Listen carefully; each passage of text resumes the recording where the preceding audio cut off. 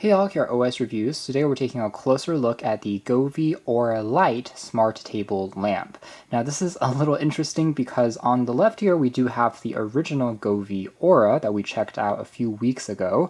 So the Lite version is a little bit reductive. Instead of all the crazy, beautiful gradient colors that the original Aura can produce, the Lite can only show one color at a time. So it's a little less fun. However, the Lite version is also gonna be cheaper. That's the whole idea. It will be selling for about 10 to 20 bucks less. It retains all of the other functionality, like the fact that it can connect to the companion app. It works with voice assistants like Alexa and Google. It still has built-in Wi-Fi, still has built-in Bluetooth, and you still have all the controls, including a built-in equalizer mode for music. Now, by the way, I also want to quickly mention that similarly, Govee does also have other products like their Flow Plus light bar, which just like the idea of this Aura Lite, it's a slightly more reductive version of a existing product that we checked out earlier. This won't be the focus of the video here, but I will just briefly mention we did also review the Govee Flow Pro light bar that was meant for TVs and monitors. It had this camera sensor that you could put on top of the TV, and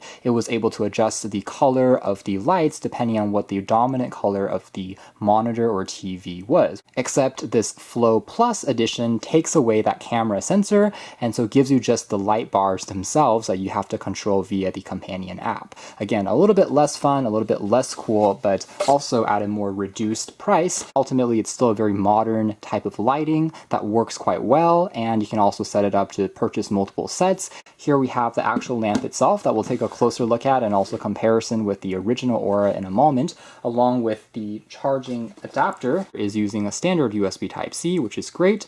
Although just like the original Aura, this still doesn't have a built-in battery, so if you unplug it from the wall, it will also turn off. So that is still one feature that maybe they could have added. Design of the Aura Lite, just like the original, is made out of a glossy polycarbonate plastic, and we do have on the top panel touch controls for turning it on or off, adjusting the brightness, going into a music equalizer mode, as well as changing between some of the different lighting modes directly on here. All of these are capacitive, so they will register with your finger clicks, versus on the original Aura, they were physical buttons that you could press downwards on to give you a little bit more of a tactile sensation versus these touch controls. But that's more or less the same in terms of the functionality. The bottom here just has the port for Type-C, soft touch rubber feet that prevents it from sliding around, and that is pretty much it.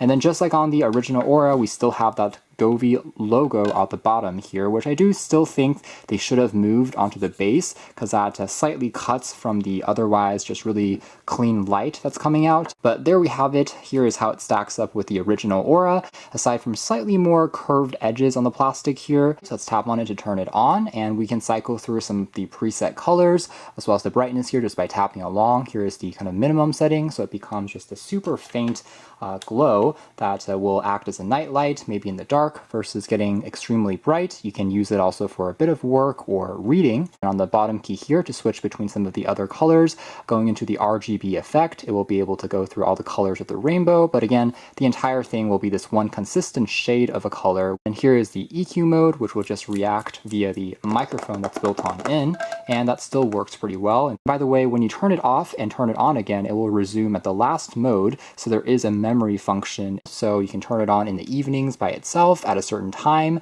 and it can turn on also at the mornings, for example, to act as a wake-up light, simulating the sun. Now inside of the app here, just like before, we're able to again change things like the brightness level. We have a more gradual slider this time, as well as going through some of the different modes and colors that we can select. We have a full color wheel that is also tagged by different tones that you're able to use, and try out a few other kind of preset colors as well that you can slide between. And here's the white light, by the way, that it's also able to produce. We have some of the kind of presets which have been classified as different environments.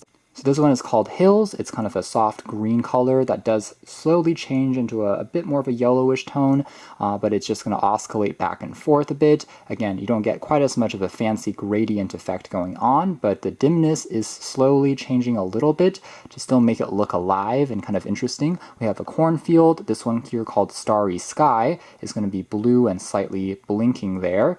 And overall, the animation effects are similar to the Govee Aura, but they have a few slightly different different options for the light version that they've also designed, which is good to see. Here's Canyon, another one here called the Polar Region, which is a light blue, another one here called the Desert, which is more of a yellowish, that will slowly go into more of a redder shade, also pretty interesting to look at, nice and relaxing. Here's Glacier, which is honestly kind of similar to the Polar Region, but there we have it. Another one here called Deep Sea, a slightly different shade of blue. Flower Field, which is just kind of red and slightly changing to an orange. Firefly, which is going to be more of this yellowish shade that slowly is going to be blinking like a firefly.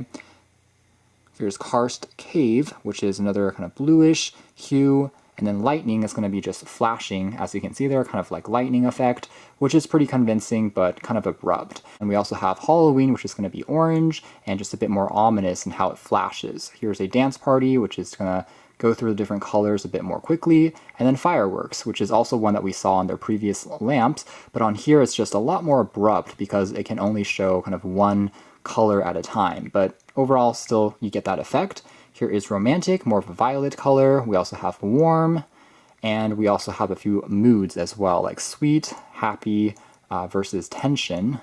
Looks like this, another flashing one. Gradient slowly oscillates between the different colors, and energetic is the more abrupt transition into the different colors that you are seeing there. So overall, again, those are the kind of 30 presets that you can also play around with. So that's more or less it as far as our quick hands-on review of the Govee Aura Lite. To be honest, going into this, I wasn't the most excited, and I thought that it would be kind of a boring, just iterative downgrade compared to the regular Aura, but actually I still think that it does have a few interesting flourishes.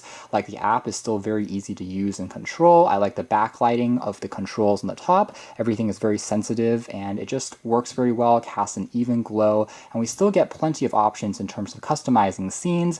If you want to save a few bucks, it also makes sense. On this one, we still retain all of the automation tricks of the original, the same brightness, the same design, and honestly, it's great enough if what you usually use it for is just for reading. So thanks for watching here at OS Reviews. That's been the Govee Aura Lite.